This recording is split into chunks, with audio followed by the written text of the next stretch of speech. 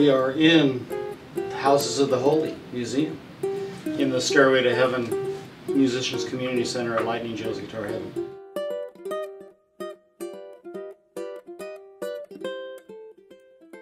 Well, my advice is, and I give this to several people here at the shop, they come in thinking it's too little, the neck's too small, the frets are too close, and it's tuned differently, and so it's elusive to them, just like the banjo or any other instrument. They're afraid of anything that isn't tuned E, A, D, G, B, E.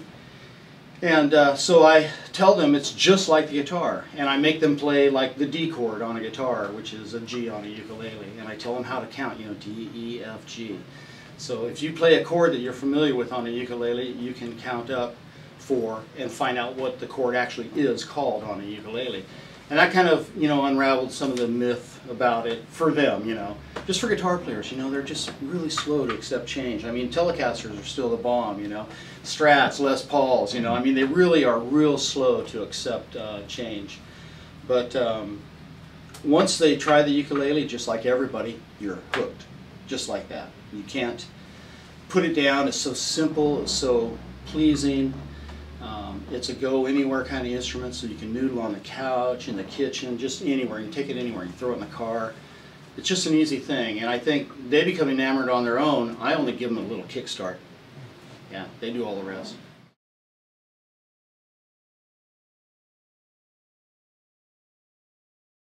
Well, I would describe playing it like a ukulele would be more traditional, like Hawaiian chords and melodies, and mostly strumming. You know, people, they strum chords and they sing, and that's a real typical use for a ukulele. But then you get people like maybe Jake Sumabukuru or James Hill or somebody like that who just says, well, check this out.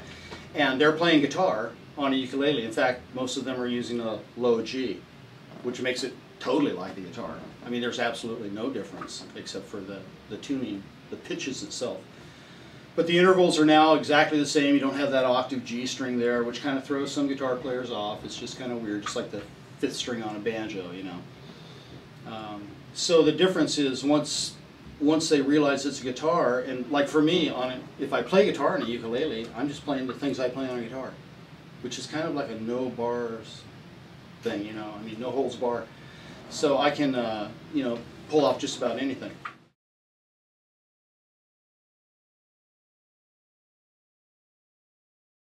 You know, I like the early Hawaiian stuff. Kumele, I think, is my favorite manufacturer. But I've got Kamaka, I've got Hilo, and I've got old Nunez stuff, which is very old. I've even got old American stuff, old Martins. I have a huge collection. I think sound-wise, old Martins, by far, are the best sounding ukuleles. But I've got a couple old Kumeles that are pretty darn close. I've got old Washburns, Gibson, you name it. I mean, I've got so many. It's hard for me. I'm hard with that. My daughter asks me all the time, what's your favorite song? I'm like, what's your favorite guitar? You know, so it's kind of the same with ukuleles. I have so many favorites that I ended up owning tons of them because I can't really decide on just one. But I think my favorite Hawaiian maker is Kumele, which has been gone for quite a while. The Herald is one of my favorites right there. It's got cartoons from the Herald Examiner in New York. It's very cool, and the Le Domino behind it's very awesome. There's a lot of fun stuff in there. And then probably my all-time favorite Gibson's a River Showboat Maestro back there. And there's the Gibson Banjo Uke. I've got one of those and a Lyle, and some pretty cool stuff in there. There's an old American Washburn and a ukulele capo right there, and a chord songbook right there. You just push those buttons and you get different chords out of the ukulele.